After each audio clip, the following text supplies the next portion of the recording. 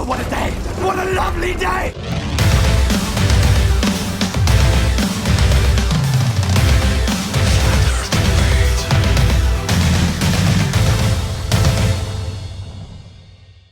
Welcome to Flat Earth Debate, Uncut and After Show.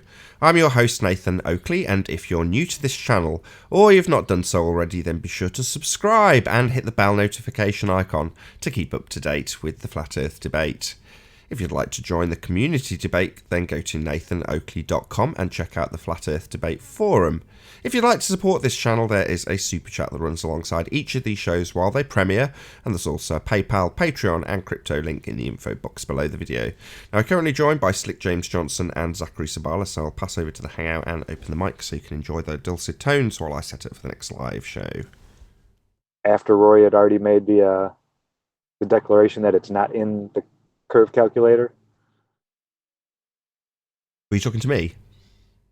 Yeah, either or. Ranty, I think you put it out 2 or 3 days ago. I just saw something in the I was going through this morning looking at all the stuff I've been missing. Yeah, Ranty's and Ranty approached was like, it from yeah, he owes me 5K too. He's approached it from a slightly different angle. Trust Ranty to find a unique angle on it. So what he's done is, he's basically said, look, in the curve calculator, they say that you can see the top, forget about the number, just let's say it's a foot, just for ease. You can see the top foot of Blackpool Tower, yeah, at a given distance. And according to the calculator, it is visible. Yeah, the top whatever feet. Then he goes to the angular calculator and goes, however, based on its angular size, it definitely wouldn't be visible because a foot at that distance is too small to see. But according to the curve calculator, you can see it. Well, the only reason it's wrong is because it doesn't include perspective.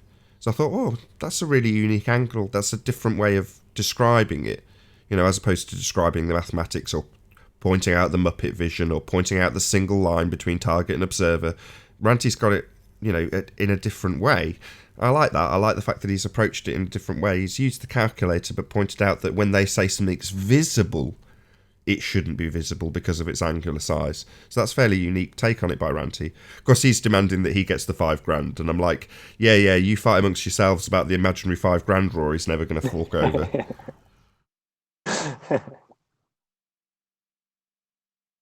He won't pay anybody a dime. No, I never expected it. I'm just glad he brought up the topic, really. How stupid to say that it's not, that it should have or would have, or however he's phrased it, but to basically say, show that it hasn't got perspective, it's just insanity. It means he hasn't been paying attention for the last 3 years. Exactly. I think the name would give it away. It's a geometric calculator. So if you're going to say, well, why wouldn't my geometric calculator have perspective in it? Well, doesn't the title give it away, you fool? It's a geometric calculator. Got nothing to do with what we see. No, side elevation. That's all it can do. That's its job. Nothing wrong with that, but it's not performing viewing functionality, as Rumpus puts it. Well, I think what they're doing is that they hope that no one will ever question it. In other words, when you go through school and you learned all these things about the heliocentric model, it wasn't there for you to question. So they never really thought that the question would ever arise. Yeah.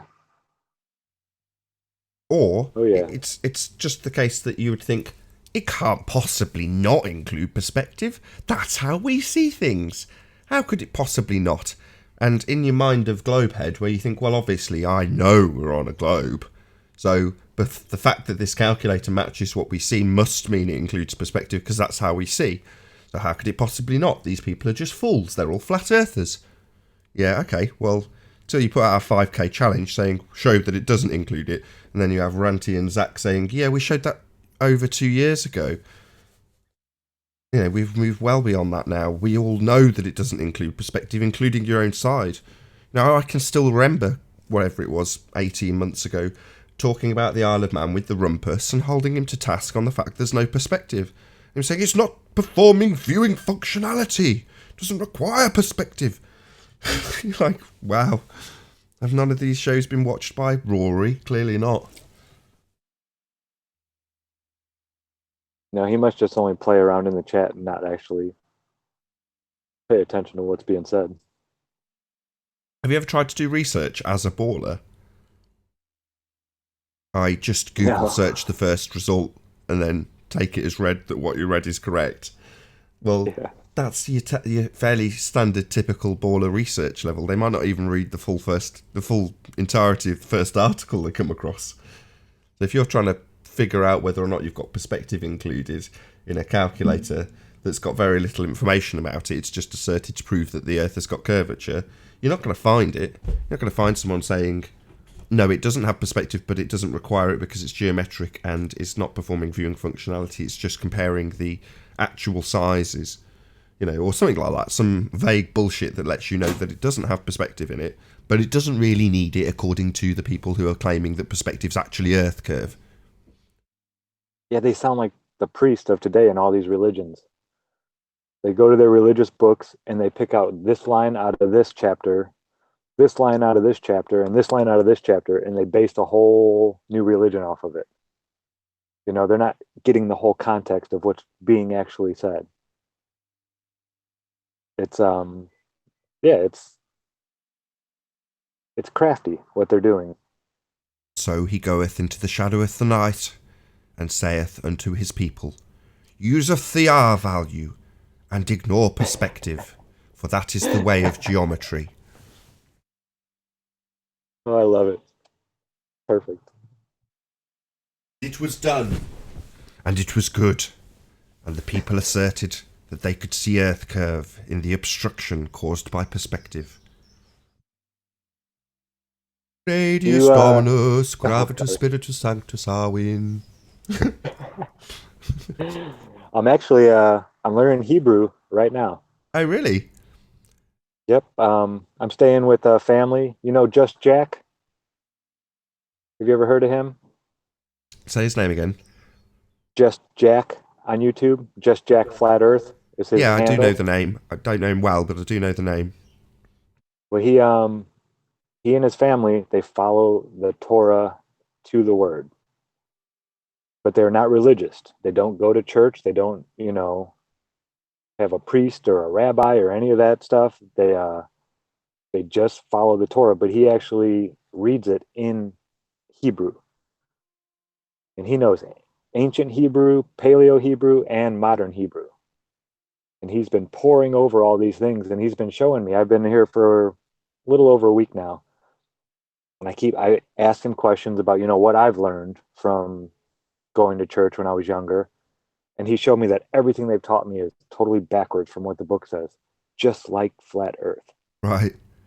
Because Who I had else might written all be? that stuff off, Presumably, It was all Paula. nonsense. Do you know Knowledge Scavenger, now Bible literalist?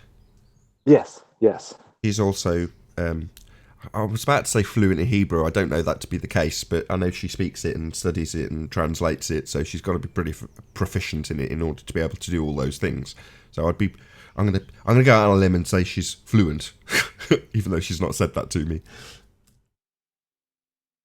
Yeah, it's neat. I actually translated my first verse yesterday and actually word in Hebrew, like sound in and out and everything. There's another word that Yeah, she he says I'm a good uses. student. I'm proud. She doesn't call it translating. She's got a different word. There's a specific word.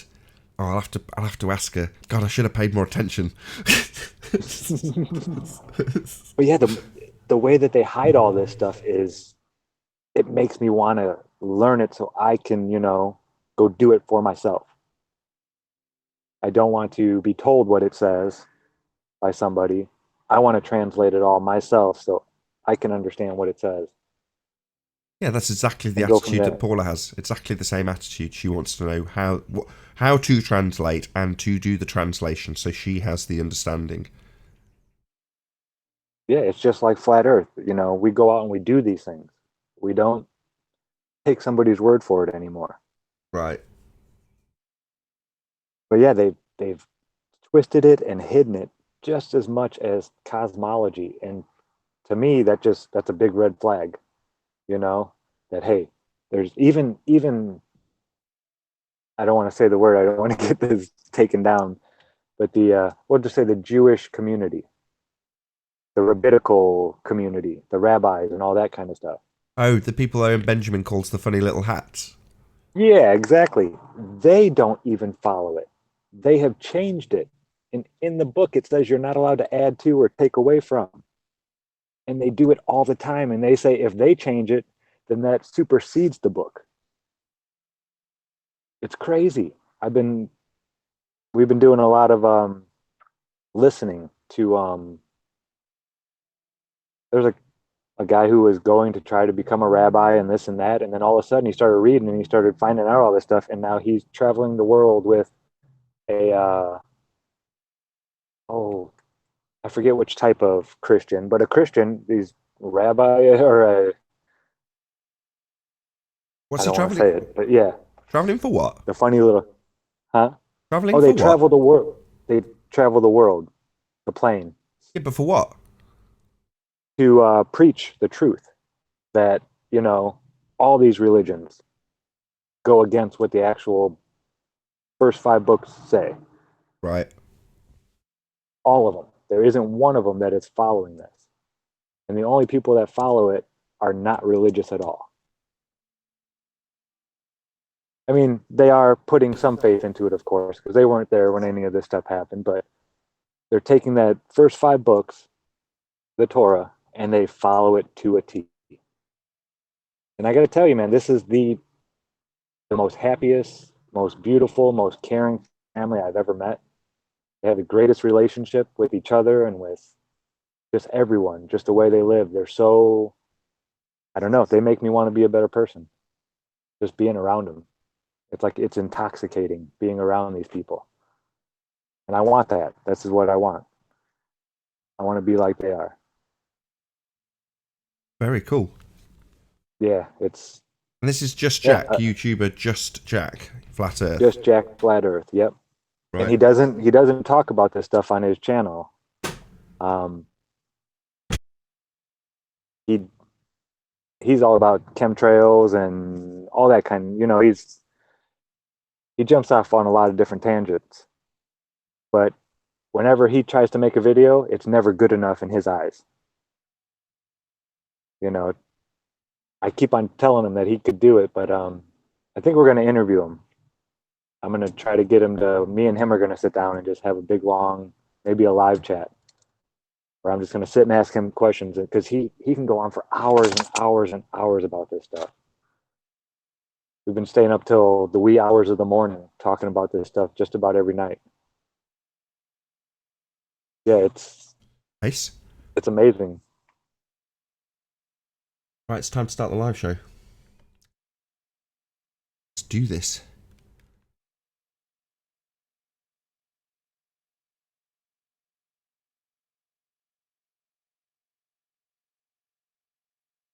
Oh, what a day! What a lovely day!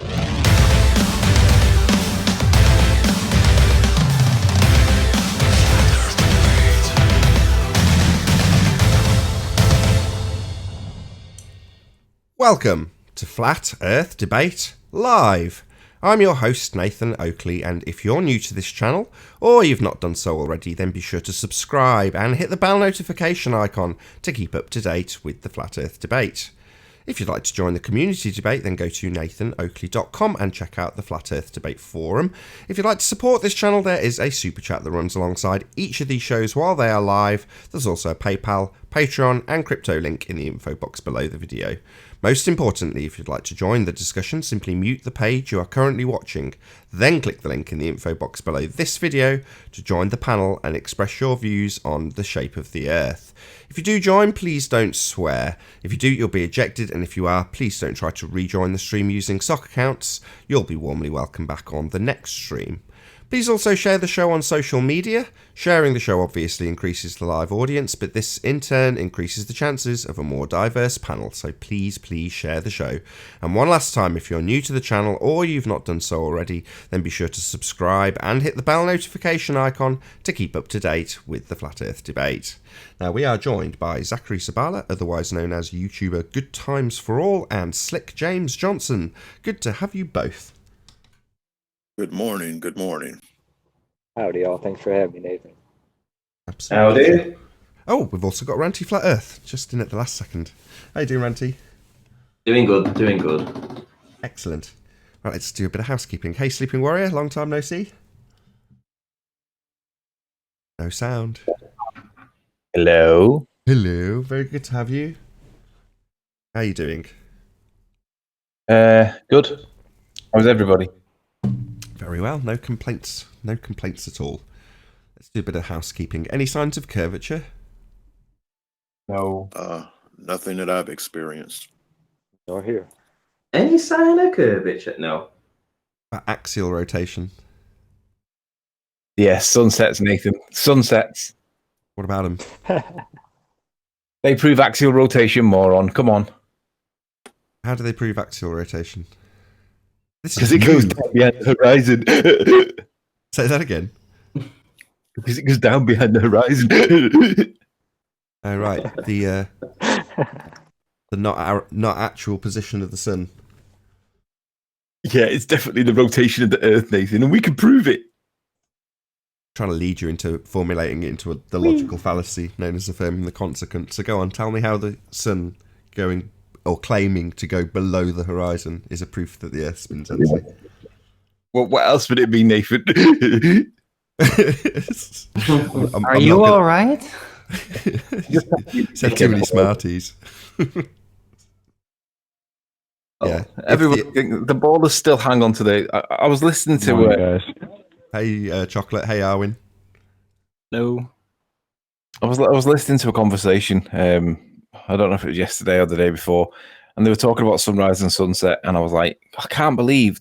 It must be the case that there's ballers that are fresh to the discussion that weren't here 6 months ago, 12 months ago, 18 months ago, because it seems to be people that are either recycling the old arguments or they're just fresh to it and they don't realize that, like, you can't argue sunrise and sunset for the Earth rotation unless you can prove that the Earth's rotating. And it's just frustrating listening to how stupid some people are. And it's like, I don't know how best to combat these. There's so many of them. It's ridiculous. Yeah, it's basically, if it's formulated into a quote unquote globe proof, then it's if the Earth is a rotating sphere, we will observe sun going below the horizon at sunset. We observe the sun going below the horizon at sunset. Therefore, the Earth is a rotating sphere. Shout out to Mind Warped, is it? For the super chat. Thank you very much indeed. How do you get onto the panel? Oh, shit. Yeah, I've not shared the link. Refresh the page in about 2 minutes. That's what you need to do. My bad. So, yeah, it's a formal logical fallacy. If P, then Q, Q, therefore P. And in this instance, the P is technically R, because they're assuming that the Earth is a rotating sphere. Then they tell you of their observation of the sun going down. Then they affirm the consequent and say that proves the Earth is the assumption they've made. So that's their proof for a rotating sphere when using the sun. Any evidence of the distance to the sun? No. No. Can't be done. I'm waiting for Fight the Flat Earth to address that one. He reckons he measured it when he was about 14. Measured the sun? Are you having me on? Yeah, that's right. He measured the distance to the sun. He did a Venus transit, apparently, when he was about 40. I don't know what age he was, but he was clearly a young adult, if not an old teenager. Because it was done in 2004 for the last transit. And, well, I don't know how old you were in 2004, but I was 24. And I know he's a few years younger than me. So he must be, what, 18, 19, maybe 20? I don't know how old he is. Shut up. I don't see an issue. I don't see any issue with him doing it at 15 for the sake of argument, if that was his age. But my issue wouldn't be that he's measured a transit of a light or the occulting of the sun by a different light in the sky known as Venus. My issue would be that you'd require the Huygens presupposition of Venus being the exact same size as Earth when using. And the Earth is a sphere as well. That's the other one. But we don't. You have to get him to beg the question. You have to get him to open up and have the conversation. And for him to do that, he needs to have the data. And he hasn't got the data because he measured it at some point when he can't remember where he was when he did it, how he did it. He just knows that he did it. But if he had that information, you could then open him up and get him to the point where he has to address the maths, and can't get him to that point yet. Hey, my Warp Mind, good to have you. Hi, mate. You do realise the flat Earth is full of shit because I listened to a hangout of his recently. Wow, my warped mind. You've got to be more vigilant with your mic, my friend. Hello, my warped mind. You've got to be more vigilant with your mic.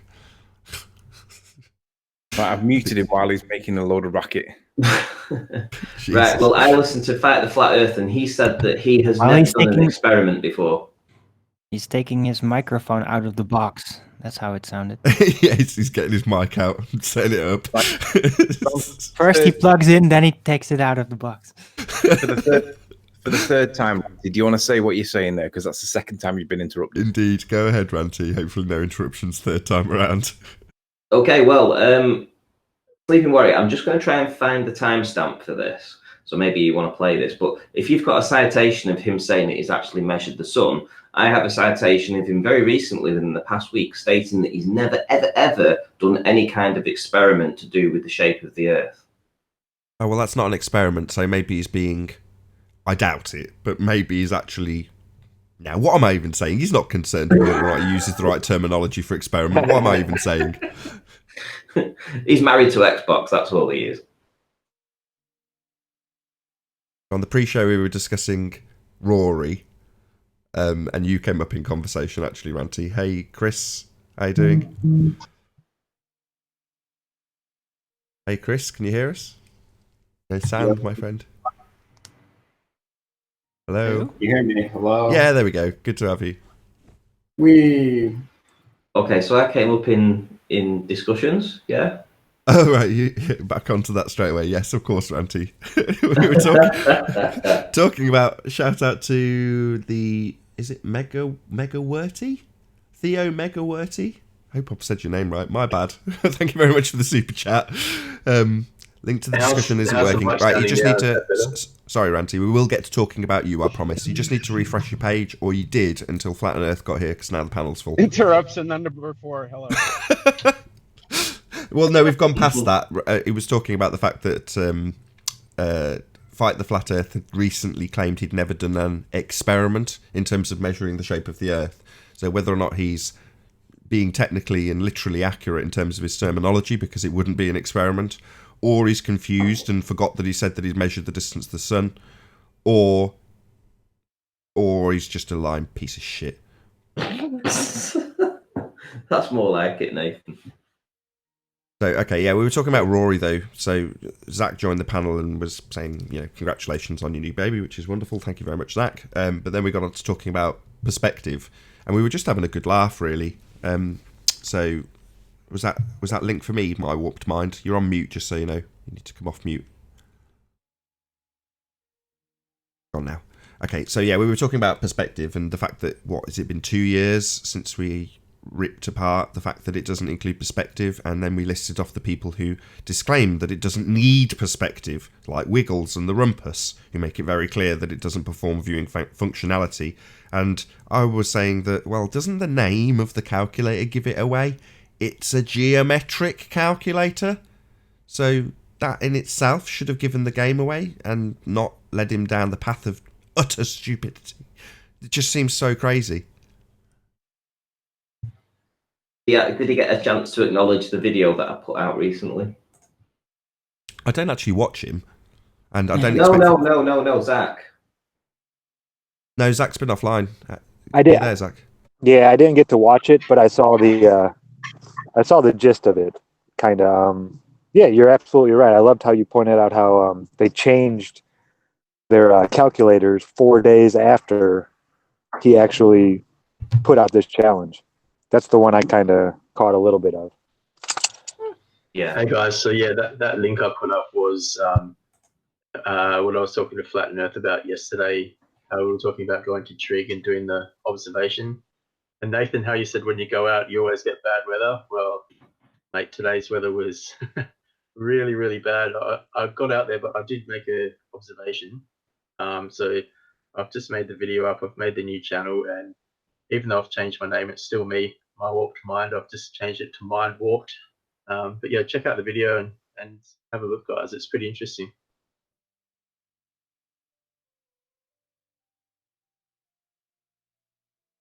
Cool.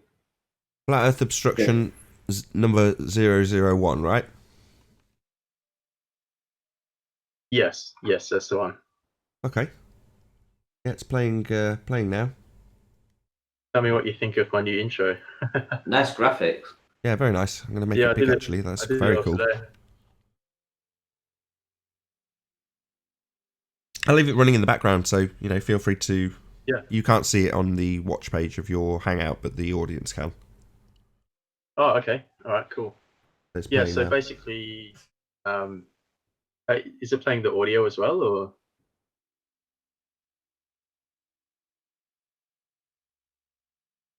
Okay, so basically, this observation is just an island off Perth. So the hill that you're seeing with the lighthouse on it, that hill is called Wadgenup Hill, and that's, I think, from memory, 45 meters above sea level. We're not seeing. The lighthouse. Sorry. We're not seeing anything. Are you supposed to be screen Yeah, sharing? it's going out to the audience, not the Hangout, just so the quality's better. Yeah. Okay. So the lighthouse itself is 39 meters. So if you have a look there, you can actually see the full lighthouse, which is 39 meters, and it's roughly still the same height, but following down from that ground level all the way down. So you're pretty much seeing the whole island, and that's from 27 kilometers away, which is, I think it's just over 17 miles, which should give us roughly 24 meters of curvature. So I should really only just be seeing the top half of the hill, but we're not. We're seeing pretty much the whole island. So just a shade under 17 miles to this lighthouse. Yeah, 17.16, I think it was. What's the observer height? It would be probably about 3 meters. That's pretty cool. I mean, you can see how choppy it was that day. Oh man, the clarity was crap. The weather was terrible. If that was a clear day, man, I'd see the whole thing. It was really bad. Like you can see all the moisture in the air there. It's like looking through steam. Basically, it was shocking. It cleared up just enough for me to actually take this footage. Can you tell me exactly where this was, the name of that lighthouse? Because I'm actually researching something different at the minute, but it all ties in. It's called Wadgenup Hill Lighthouse. It's How on do the you- video. How do you spell that, go please? up- So it's an Aboriginal word. I think it's WADJINUP. Wadgenup. Yeah, I've got it. So I'm pretty sure it's 45 meters above sea level. Then the lighthouse is on top of that, which is 39 meters. Okay, so on the video now, we're just into you showing Google Earth, just so you know where you are on your own Yeah. video. Perth, you're circling. Yeah. Now the island. Yep.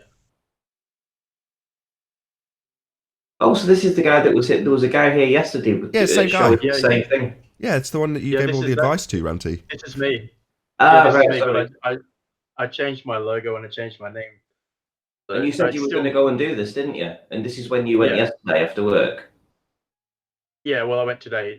It's nighttime here, so I did it probably about 3 hours ago. Quickly came home and rendered it. And I've got to be honest, I wouldn't worry about the conditions now that I've seen what you've achieved, because you can see it. So, Yeah. doesn't matter. Don't worry about it. That's fantastic, in other Okay. words. Great job. I mean, Thank you. considering the conditions, I mean, like I said, we all said that don't expect great conditions, but the fact that you was able to see it, brilliant. Imagine what you're going to see on a good day. Oh man, on a good day you can see it plain as day. What's interesting is that this is the same place, this is the same lighthouse that Wolfie 6020 is filming, and he's filming it from essentially due west of that location. Sorry, due east of that location of the lighthouse, and it's much nearer, but he gets it with obstruction. He'd be coming from Fremantle, I'd say. If he's due east, it would be Fremantle. So he'd be Mossam yeah, I Bay, don't know what- Mossam Bay, Oh, around that area, Rock Bay, Mossam Bay. Mosman Bay or Rockingham, probably.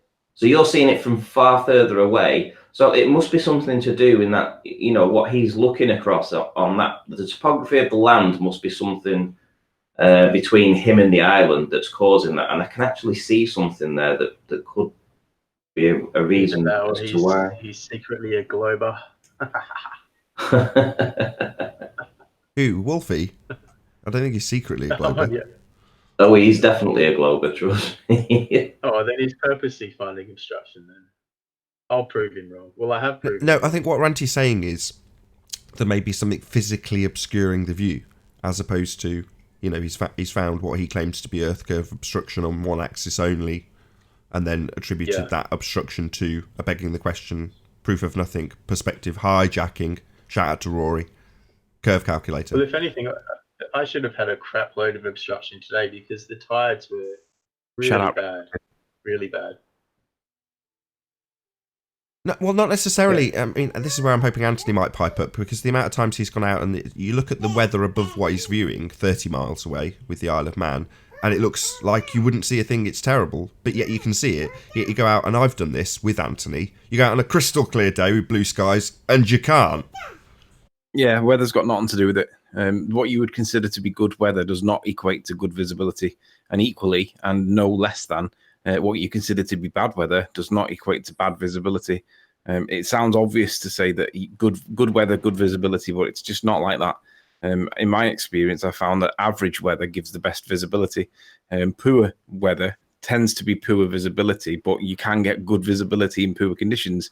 And equally, you can get fantastically great weather conditions and not even see my island at 30 miles. It's not even there. You can't see it. It's as if there's a wall of moisture between you and it. That's like looking through a swimming pool. You can't see the far wall of the swimming pool. So it's not true to say that good weather is good visibility. It can be good visibility, but it's usually average weather conditions that I get the best visibility in. And what exactly is causing the obstruction in the first place? Diffraction. The air that you're looking through, the humidity and the moisture content in the air, that brings the amount, the total depth that you can see. Hold on, Anthony. Someone's got their mic open. We can't hardly hear you. Hold on, Anthony. Someone's got their mic. Yeah, you're kind of choppy right now. Someone's got their mic open. Can you mute if you're not talking, please? I can't see the Hangout panel at the moment, so I can't tell anybody off. I think it's Chris. Is it me? Hang on. Try again, Anthony. You were saying that about average conditions giving you what you consider to be the best visibility, as weird as that sounds. The visibility is not related to good weather. So good weather doesn't mean good visibility. Bad weather doesn't mean bad visibility. What the main thing that when you look in, some days you can see 20 miles, some days you can see 25 miles, some days you can see 30 miles, some days you go back to 20 again. And that variation between how far you can actually see on the day is governed in part by the moisture content in the atmosphere itself. So the more moisture and humidity there is, that's like looking through water because you can't see far because it effectively blurs out. For example, I saw a ferry. I knew this ferry that Ranty likes is the I can't remember what it's called, but I knew it was in the what? Stena Line. Yeah, the Stena Line one. Yeah, it was in the area, and I knew it was in the area because it comes up on the ship plotting GPS thing online. And I knew it was coming in the area at a certain time. And I went to go and see it from a good high vantage point to see whether I could drop my elevation and still see as much of it. And that particular day when I went up there, really glorious weather. It was hot. It was sunny. It was summer. It was beautiful. And I could only see a black silhouette on the horizon. And it was only when I went back and enhanced the levels I could see it. Because in real world, when I was looking for this boat, I just couldn't see it. Now, the presumption is that you always can see dead far into the atmosphere until it goes to a point where you can no longer see it. It's too small perspective. But the reality is it's governed by how much moisture and humidity and pressure and other things like pollution as well is a factor to stop you from seeing far enough. And it was only when I played it back and I saw that there was a black silhouette that was in the background.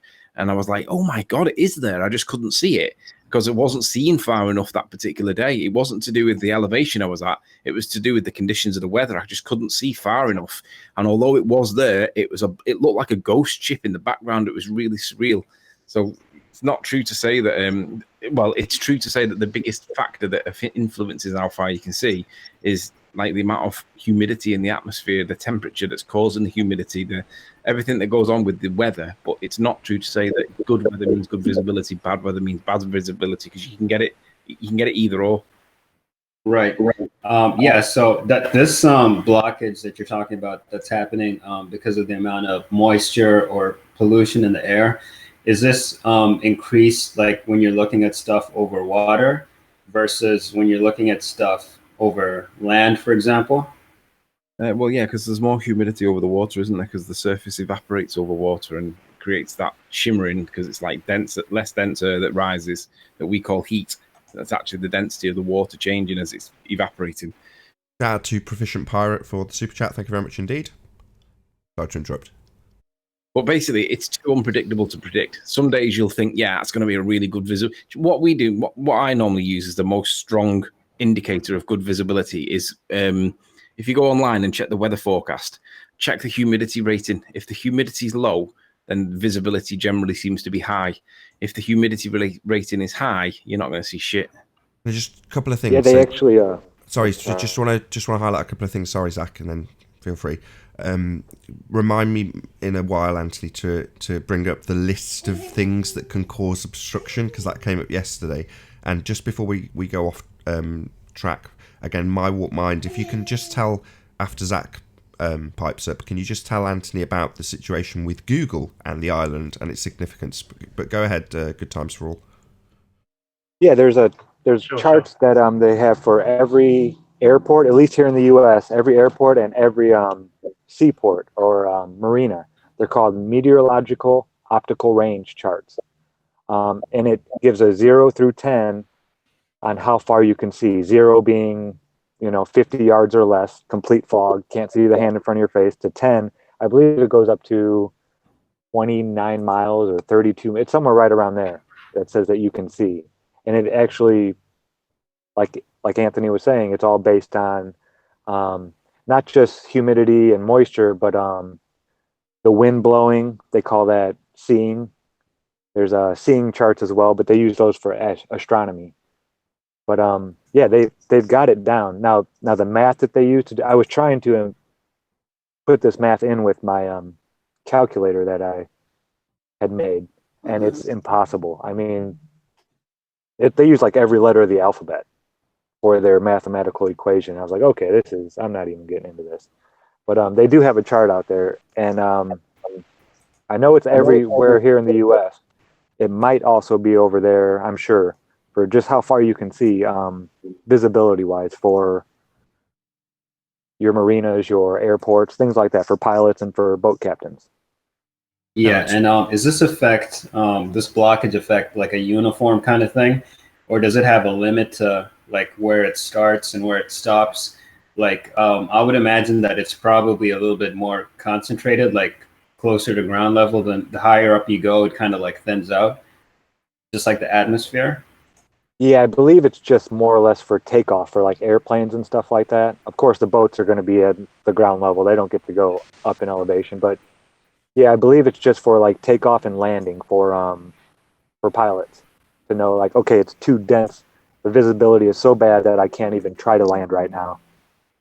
Okay. Yeah. So my mind. Go ahead, sorry, Nathan. on, my bad. Sorry. I was just gonna ask Arwen something if he's here. If you guys don't mind, I have a real quick question I wanted to ask him. No, go ahead. Just if my warp mind can go after, just to explain to the audience, but for the sake of this discussion, to Anthony about the situation with Google. But yeah, go ahead, Chris. Yeah, that's fine. I'm just still trying to find that spot because I had to restart my computer, so I'm just going to try and find that image on Google. Just give me a couple of minutes, and I'll get back to you. No worries. Yeah, go ahead. Perfect. Go away. Awesome. Yeah. So I was listening to Jose's show. I think it was like last Friday or Saturday or something. I can't remember. And Arwen was on there talking to Rumpus. And Rumpus brought up this image of these turbines. I don't know where the source of the image was or where it came from. I imagine that it was probably one of Ranty's observations. And what he did was he kind of used like a scale to look at what the actual size of the turbines were. And from that, determine, how much was being obstructed on the horizon line. And I didn't fully get, what his point was from that. And I just wanted to ask Arwen, was he trying to prove that because we know the scale or like the size of each of the turbines, we can determine how much of it we should see or how much should be obstructed. Is that the point that he was trying to make? Seems like Alan's away from his hello? mic, but I'll answer for him as he's away from his mic. Yes, that isn't necessarily the point of the trick, though. The point of the trick is to do, and you described it, to use the actual size. Because as you compare those wind turbines, let's assume just for this example that they're all exactly the same actual size. Well, that is what the geometric calculations, the perspective exclusive geometric calculations use. They use the actual size. So when we had Wiggles on the other day, he's trying to do the same magic trick, just to less proficiency, which is to say he holds up a Rubik's Cube right next to the lens of the camera where it takes up 50% of the frame, and then says, how big is this Rubik's Cube? Well, it's 3 centimetres. And then he holds it further away and says, it's still 3 centimetres, which is great, until I say, is it still 3 centimetres at 10,000 miles? Because in an orthographic geometric representation, i.e. how they use the maths with actual sizes, if you draw a straight line, and we had Ranty do this yesterday, and then you draw a target halfway along that line, and then another target at the end of the line, according to that calculation, it doesn't matter what scale you put in that line. You can say that the line is 10,000 miles long, and you can still draw a single straight line from observer to target and say, I can see this 3 centimetre Rubik's Cube. Now, when the reality dictates that the Rubik's Cube is actually too small to see, apparent size, angular size, then they would just curve the ground beneath it and say, no, it's only obscured because of the geometry of the Earth obscuring your view of the actual size of the Rubik's Cube. So you can't see the 3 centimetre Rubik's Cube because the ground beneath it is bent, not because it's too small to see at 10,000 miles. That would never factor into a geometric calculator. That being perspective, the angular resolution limit of your camera, the diffraction limit of the object you're looking at based on its size at its distance. So all of these things that are excluded, in fact hijacked by the begging the question, proof of nothing, perspective hijacking curve calculator, is to call the effect of something disappearing into the distance because of its angular size reduction Earth curve. So that's the magic trick, using actual size instead of angular size or apparent size. So the Rubik's Cube looks like it's filling half the frame, half the picture. Its apparent size is enormous, half the picture, but when you put it 10,000 miles away, you can't even see it anymore. But if you bend the ground beneath it, you can say that that's caused by Earth curve, and that's exactly how the trick works. Oh, got an alarm going. Yeah, that's me. My bad. I'm gonna Okay. mute. Yeah, that was a great explanation, Nathan. Say again? You want me to go on about that Google thing, Nathan? Yes, please. Shout out to Colin Turner, who says, great to have Sleeping Warrior back in the panel. Smash the super chat. I agree on both counts. Thank you very much, Colin Turner. Yes, please, my warped mind. I'd love for you to, if you can explain it to Anthony, because this is quite close to Anthony's heart, and he'll understand why once you explain what's happened with Google. Okay, so Anthony, so basically what I noticed was pretty much that video that you've seen today, you can clearly see Rottnest Island. Mm-hmm. And every single day I drive down Coast Road, you can see Rottnest Island plain as day. And you know, if it's on a good day, good clear day, no worries, you can see it. But you can actually go onto Google Maps Street View, and they've blatantly blocked it out. The horizon has been cut and pasted with just blobs. You can just see it. I'll do a screen share now, and I'll show you what I mean.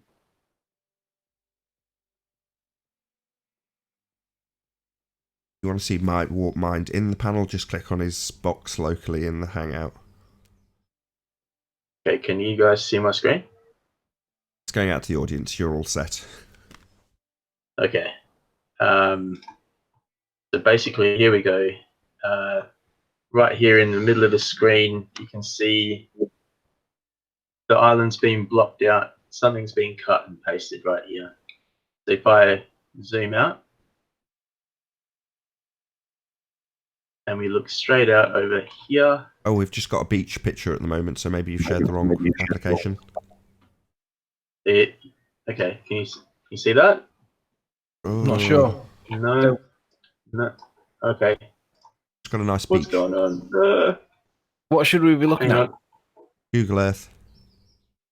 Because we've got Can you not see Google Earth? No. Huh.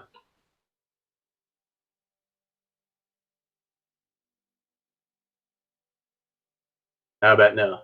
Yes, I think we're set now. You've got the Hangout, but yeah, if you go to Google Earth, perfect. Better? Yep. Yes. Okay. Now let me see if I can find it again. Okay, so right here is where Rottnest is. Right there. Yeah. Where you can see something's been pasted over the top. Can you see how the horizon goes down like that? Something's been cut out there. Or So it's if this we, where one photo ends and the other one starts. No, wait for it. it's the island. Here, right? That's where I was just then. The distance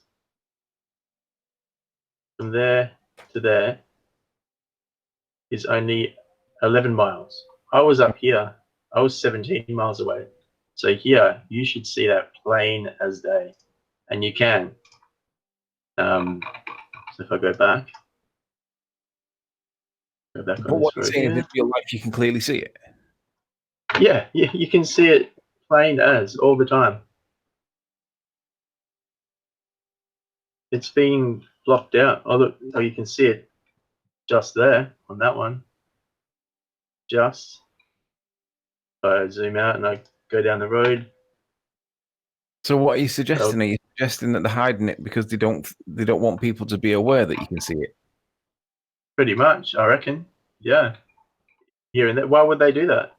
Well, perhaps there's a logical explanation for why you can't see it. Perhaps just playing devil's advocate. Perhaps the visibility on the day when they took this picture wasn't as good as what you would normally get when you can see it, and maybe they're not hiding it. It's just a stitch between two photos. Yeah, that would be my assumption too. I'm not assuming. I'm just playing devil's advocate for the ball for a minute. Well, Sure. yeah, I mean, I would have to agree that that's probably the most, reasonable thing. Or at the very least, the excuse they'll use. But just while we're on the subject, Anthony, if you can just reminisce about the changes that were made to Google Earth while we were doing the Isle of Man stuff. Can you Yeah, still see that? Who just said that? Can we hear who? Oh, sorry. I'll stop. I'll let you guys go. No, this is you're part of this conversation. We're now telling you about what our experiences were, but Anthony's probably the best to reminisce. Well, Yeah, no, all good. I'm just trying to turn my screen share off. Have I turned it off? You haven't, but don't worry about it. Alright, cool. So me and Ranty, whilst in the depths of the fighting over the Isle of Man stuff, literally one day Google Earth would show no island in the background. The next day we came to it to try and play with these figures and stuff. It was there. The island was present, and it was never present at the start, at the beginning, whilst we were attacking it. But then, for some reason, somebody somewhere must have been watching and literally put the island in. So now, when you go there on Google Earth, it now matches what you can see real world. Whereas previously, it didn't. There was no island there. I don't know how it's possible they can do that, but they were able to change it within quite early on into it. It's probably like 2 weeks into it. It then became a thing, and it was like, wow, they're actually watching. Somebody somewhere is watching. But just pushing that a bit further, in the refraction argument within the Isle of Man point, I cited two of three documents that basically state two things that oppose the argument that ballers were giving us. One is the effects of refraction are negligible. They don't like that. And the other one is that light travels in straight, it deviates from straight through the atmosphere, and they don't like that either. So I challenged M. Scott Veach, the son of the astronaut, allegedly, if he didn't like it, to go and complain and see if they'd change it or remove it. And the next day, one of them was gone, and then the following day after that, the other was gone. And I don't know how he's managed to do it, but he definitely influenced the censorship of education on the internet. Pop yourself on mute, my warp mind, when you're not talking. Yeah, Ranty, have you got something you wanted to demonstrate, my friend? Sorry about that. Yeah. Sorry, who are you talking to, Nathan? Ranty, he's got something on screen. I have actually, yeah, because again, it's revisiting something that was done last year by a Glober, actually. If you remember when we were talking about the wind turbines and we were trying to explain perspective, that things get smaller in the distance, and this is how you would expect things to look. So Slice Bar Kane decided to model it, and this is what he's done. So if I'm presenting and you guys can see this, this is him modeling out the wind turbine. So what are we at? 317 here. So let's go back to my image. So this is my image that we've been discussing. We've seen this quite a lot, actually, this particular set of turbines. And if I go back to 317 on this, he's modeled it out as how it would look as on a flat plane. So this is how you would expect it to see on a flat plane. So he's placed the turbines further away, you know, each one incrementally further away. And this is the appearance that you would get. Things get smaller with distance, and it also looks like it's getting over the curve. Now, let's extend this and just keep pushing these further away and further away and further away. What's going to happen is you're going to end up with some turbines way down here, aren't you? Way down here. So let's have a look what it looks like when he puts it onto a globe perspective. So this is the globe perspective.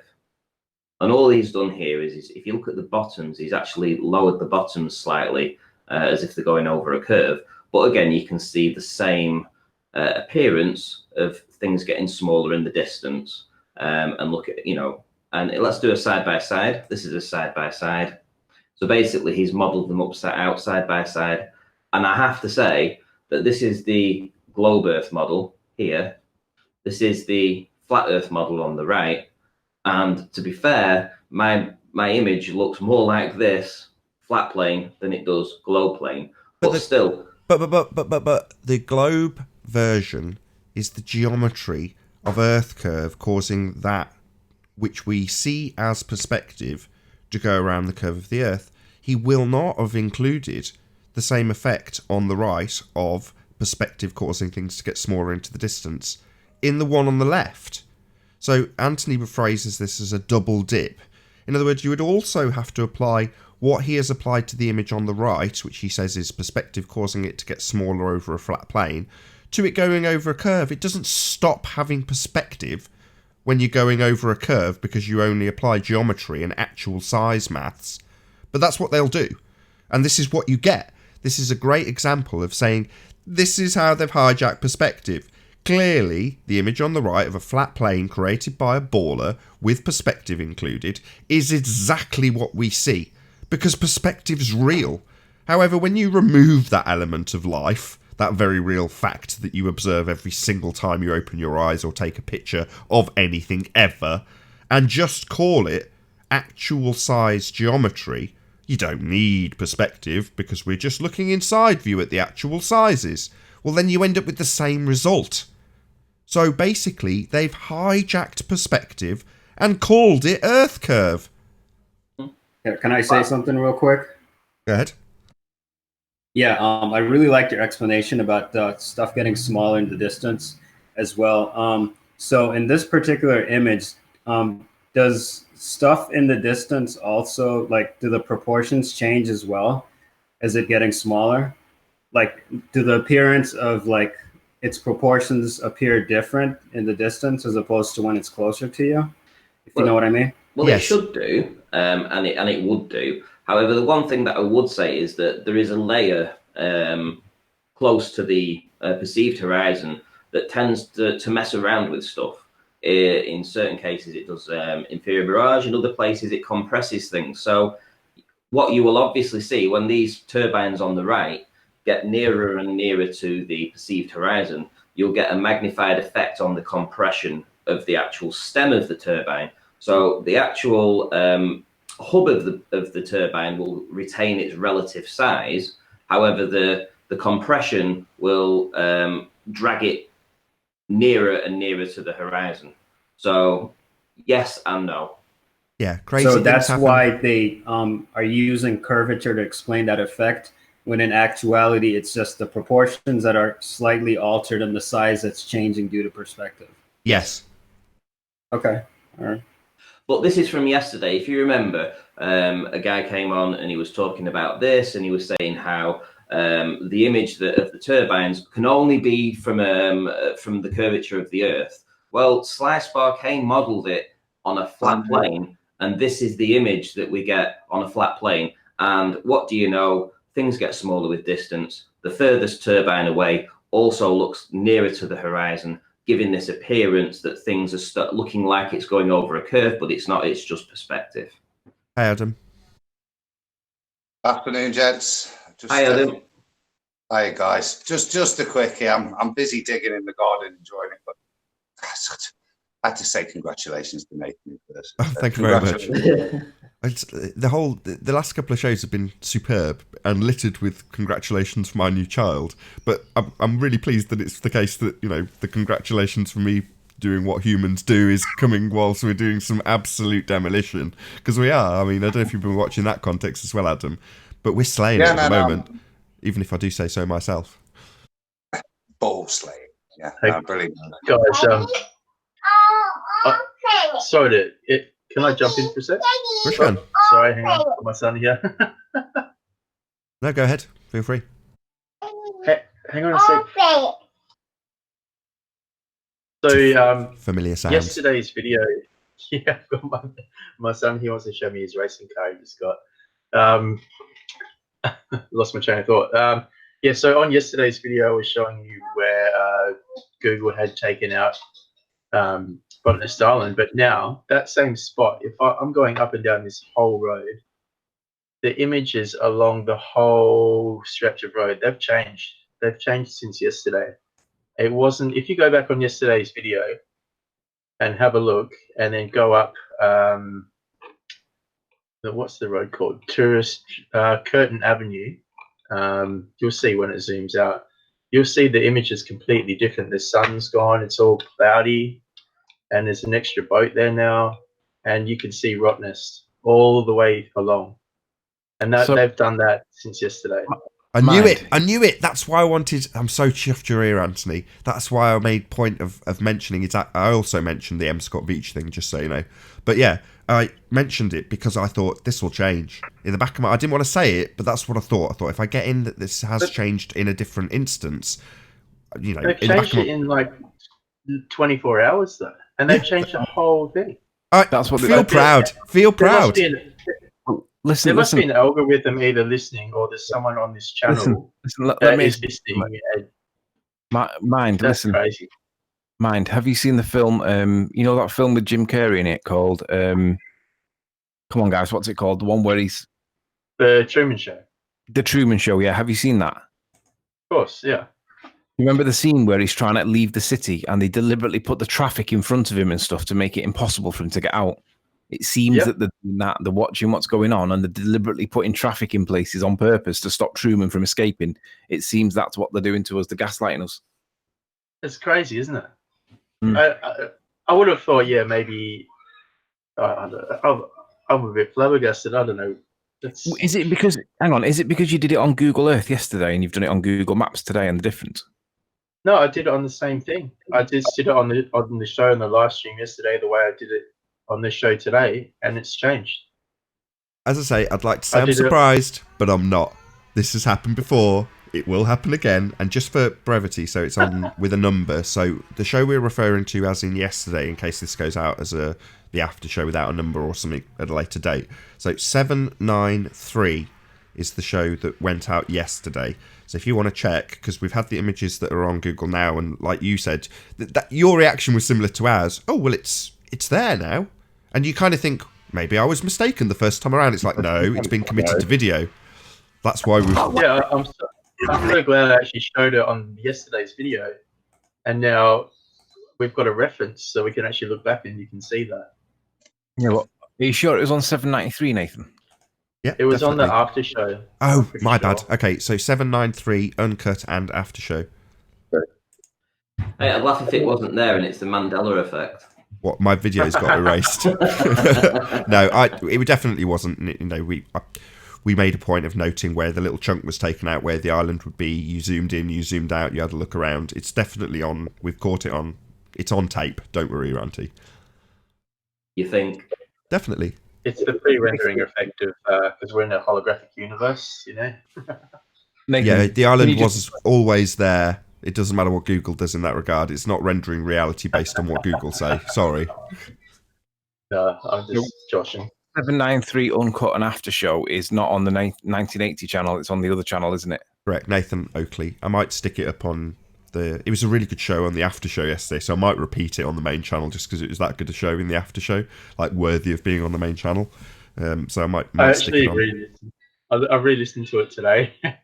So and did I. I love how you said, Yeah, it was exactly. so pleasant to be able to say goodbye to everyone, and should we clean the dishes and help you pick up the bottles? Yeah, exactly. If I rewatch the show, in its entirety, I know it's a good show. In other words, I can't remember which particular YouTuber was talking about this, but there was someone that was saying, you know, I had this conversation with you recently, Ranty.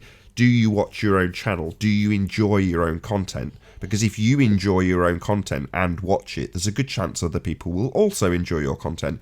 If you stick your content out and go, right, let's get on with other things, in other words, you're not really keen to watch it when it's published on YouTube and get into it and be excited by your own stuff, your own content, then it's probably not that great. So don't get me wrong, there's a lot of debates that go out that, you know, they're okay and not fantastic, and I don't necessarily watch them all the way through. I might, you know, come and monitor them when they're replaying or something like that. Whereas that, like I say, yesterday show, I watched the entirety of it again, the after show that is, because there was loads of great smashing and debunkings, mainly by Ranty. Kudos. I'd agree with you there, mate. I'm like I said, I'm stuck on holiday and disappointed when the show ended yesterday because it was cracking, and then even better the after show. I really enjoyed that last night. Nathan, can I find you on that after show? I don't see that in the after show on 793. I'm flicking through it now on the thumbnails, and I don't see the presentation on Google Earth. Yeah, it's definitely there.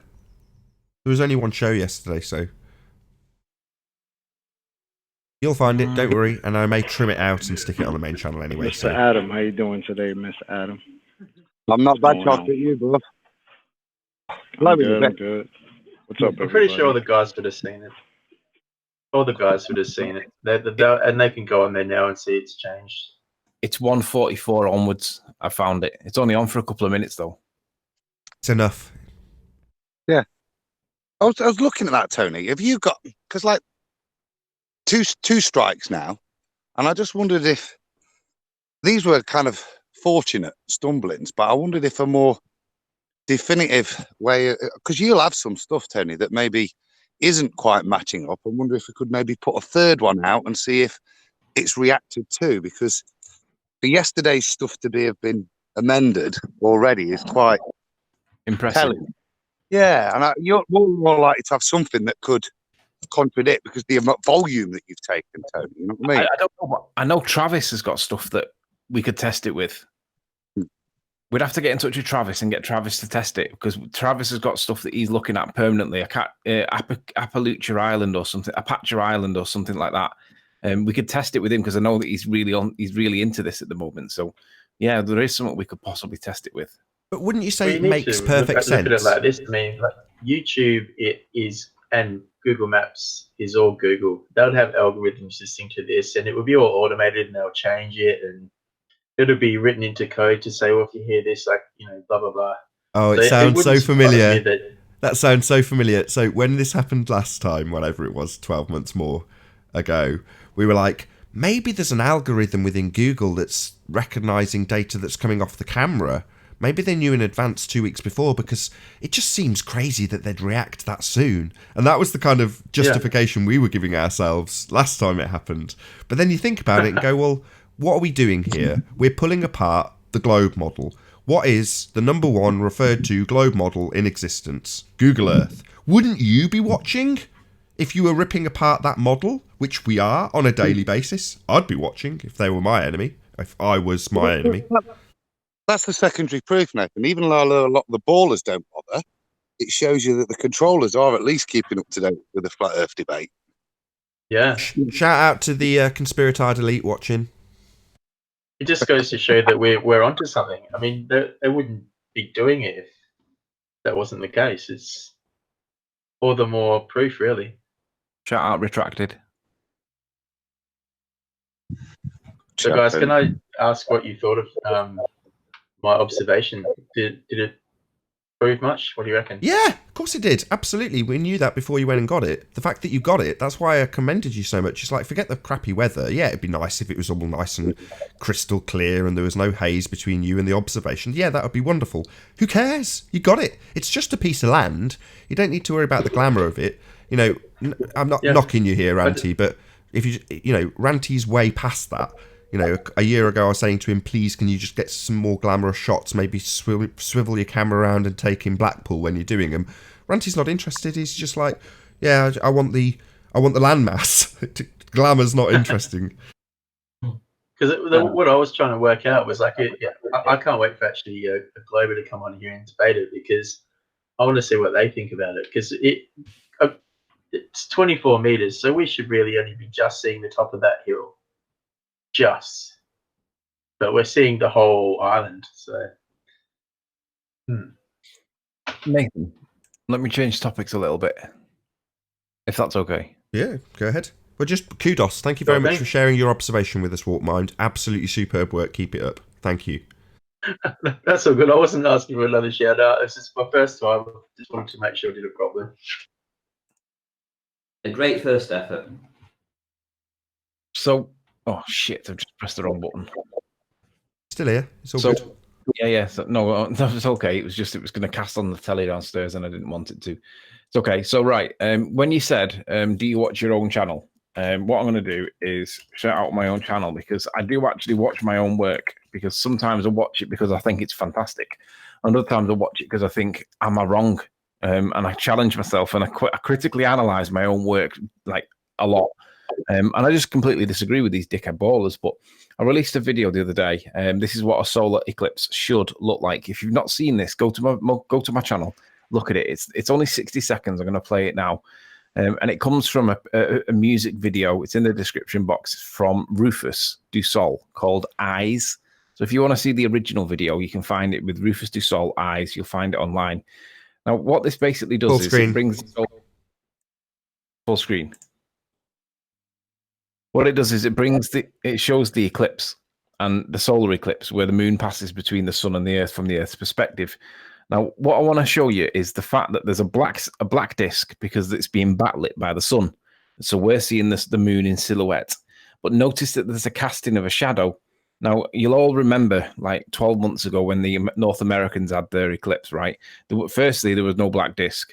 And secondly, there was no casting of any shadow. There was just the absence of light. Now, we did get the crescent cut out as it passed the sun. And my view on it at the time was, wow, where's the moon? So I spent time with Chris Monk Seeley and what's his name? Mike Helmick. And we were trying to work out whether or not the actual moon was in the picture. Because it appears that this cutout part of the sun is the only part you see. So you've got to imagine that you don't see the black disk. You're only seeing the cutout from the sun. Now, if the Earth's really what we're told, we should see the sun in the moon in silhouette, but we should see the casting of the shadow as well. And it should interact like this at the moment of transition, where it starts acting a little bit daft as it passes the moment of totality. And then again, as it starts coming out the other side, you should again see the casting of a shadow, and you'll see it emerging now, and it should behave the way we're looking at it now, like this. Now, the problem is, the ballers are saying, you're a moron, you're this, you're that, you're the other. So what I want to show the ballers is, well, if it is the Hold on, can I add something before you continue? Can I add something? Not just yet. There should be a halo around the moon as the light is shining past it. It is part of the atmosphere, right?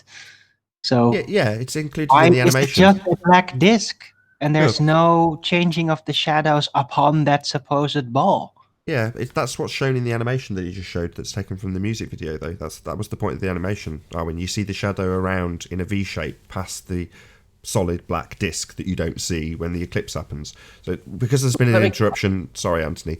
Let me get back to it, because that did hijack my point. Indeed. That's what I was going to do, get you back on track. So yes, go ahead. The point is that the ballers are saying that it's silly that we should expect to see a silhouette. But we definitely should see the casting of a shadow, because it's directly interacting with us on Earth, apparently, according to what we're told.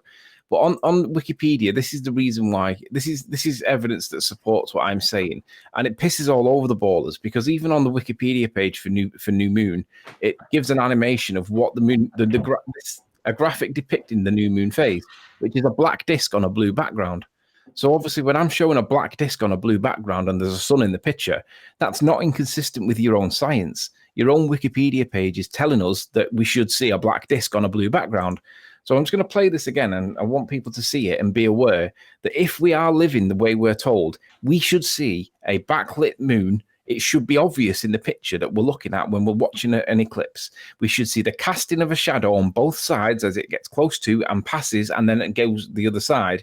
And it should be an obvious interaction between the two celestial bodies that would tell everybody that it's clearly in the picture. Now, we've been talking about this for weeks in terms of the new moon phase is a bit of an issue because nobody can see the blue moon in the sky. Yeah, that's because of Rayleigh diffraction, scattering and all that, Riley, you dumbass. Well, why is it that new moon phase on your own Wikipedia page is cited as a black disc? And when we have an animation on screen, they jump all over it. Now, I'm happy that this is basically the way it should be, roughly. I'm not saying this is exact. It's not absolutely perfect. But if the new moon page on Wikipedia shows a black disc, how is it that I can be criticized by ballers when it's supported by their own Wikipedia page? Anybody got any views? I like the shadow. I think that's a very, very good. To me, this is so much closer to reality than what we see. Well, at least in the model that they tell us. This looks so real, it must be fake. We should see the moon backlit from in front of the sun, and we should move it. We should see it move across the face. Like, how the hell is that possible if that's not what's going on? Okay, not just that, Chocolate, but we should also see the moon approaching the sun, like just before the eclipse actually happens, and we should see it moving away from the sun, like after, and we don't see any of that. Hold on, I want Arwen to add something. Sorry. So Arwen's got a term for this, which is physicality assumption bias, and I want somebody to actually clarify what we're talking about, because when we say we should see this, and people go, well, that's not what we see, though. Well, we're talking about the physicality assumption. Yes. Physicality assumption bias. Oh, I'm echoing. Sleeping Warrior, you're feeding back. Oh, sorry.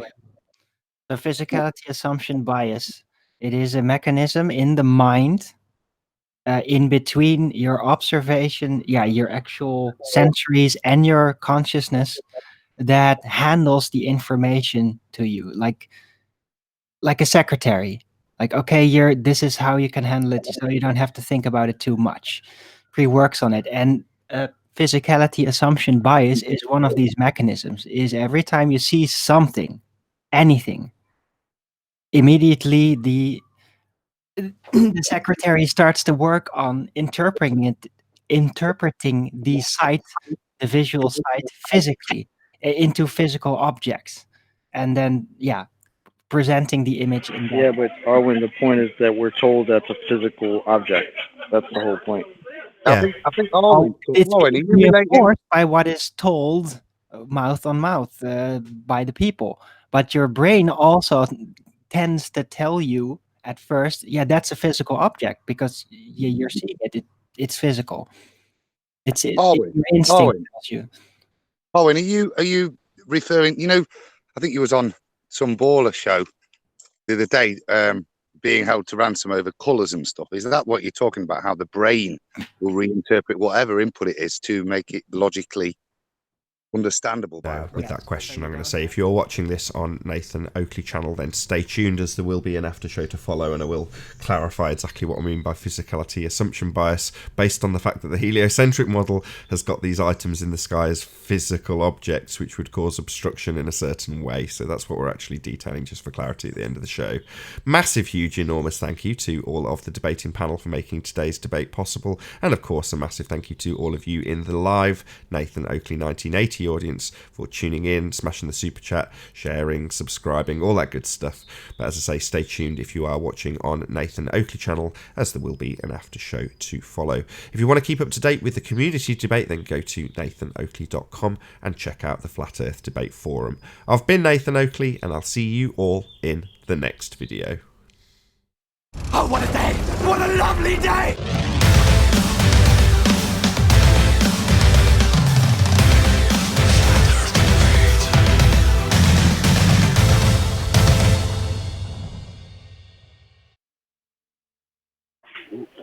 And get that, Arwen. It's that we're told that this is a rock, a physical rock that's moving in front of a light, and Right. we should see it in this respect. Like the I way love we you, see it in chocolate. reality Exactly. is obviously. Chocolate's but so great. unfortunately, it looks so real. It must be fake. Right, Yeah. of like minds, chocolate. So while I was rounding out the live show, so we're in the after show now, just so you know, I was saying to the audience, we're told these are physical items. We're told they're rocks in the sky. I unmute the hangout, and chocolate, you're basically saying exactly the same thing to Arwen. Yeah, I mean, it bothers me that it's a physical rock, but we don't see it moving in this way. When Sleeping Warrior dropped this video, I was just like, yes, this is. I mean, I don't know if it's exact, but this is so much closer to what I think it should look like in reality if it was a real, actual physical rock up there, Yeah, I stuck agree. in the light. Yeah, this makes sense to me. Where the hell does the moon go after it moves away from the sun, and before? And we can test this as well at every new moon, because every month, 27.3 days, there's a new moon, right? That moon goes missing. It can't be seen. They say it's because of the atmosphere. I say bullshit. It's backlit from the sun. We should see a black disk in the sky. Why don't we? And I don't accept their explanation for it personally. Can I be a bit conspiratorial and say, it in the past, when you listen to how things are named, you tend to find there's some semblance of truth in what they actually say. So, and it just occurred to me, which is why I'm smiling while I say this. What did you say it's called again? The new moon. New moon. Yeah, I know where you're going. As if it's run out of fuel. That's what Quote 777 says a lot. Why is it? It's a new moon. Like, is it a brand new moon? Like, why do they call it that? Words have meaning. It's fresh, and it's cold. I have a hard time wrapping my mind around something not being physical, because is there really anything in this reality that's not physical? Well, we can't answer you. That's the problem. We don't know. So it might be that the sun has these weird effects when the physical moon traverses or occults it, but we don't know that. So you see all these weird effects and they don't correlate with anything physical. And then you go, well, is it physical? And you go, well, I don't know. Right. And to answer your question, light is physical. No, I don't think so.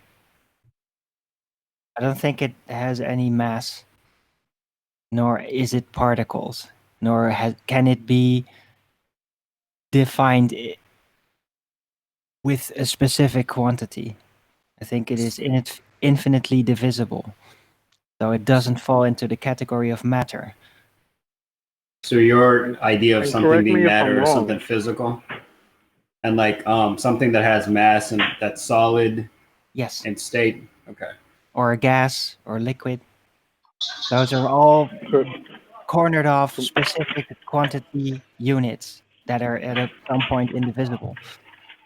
Or they'll turn Doesn't physicality also part of it have to do with frequency?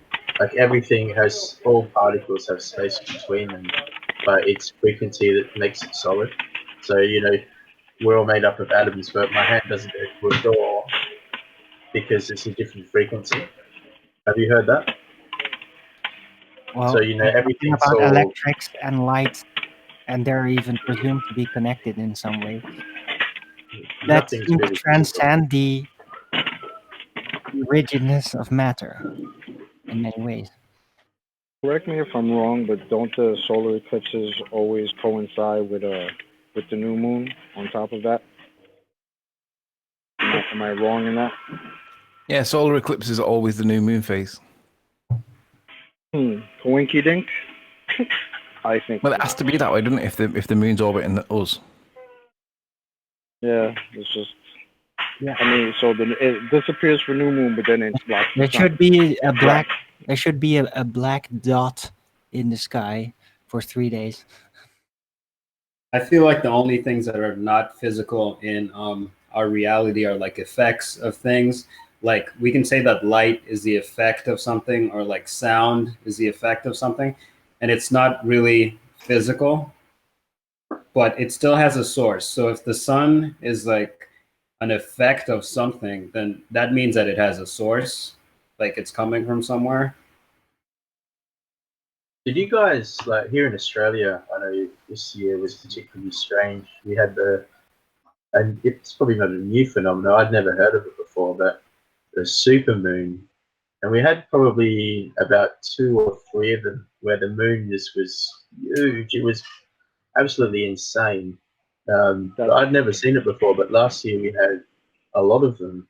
I was just wondering if you guys had any, and if it was something. I get that. I'm sorry to cut you off. I get that a lot. No, that's all right. And when it's not even called a supermoon, like this morning, I I literally almost jumped out of the car because when I saw the moon, it was so big, so orange, and so I guess because it was low, so it was at the horizon, but it looked insane to me, especially compared to what it looked like when I went to sleep last night. It was insane. And I was like, and I've seen supermoons that are supposed to be so crazy, and it's never looked like that to me. But this was just a regular moon, I guess, maybe set, and it looks insane. I don't know. I'm so mad I couldn't get a good picture of it.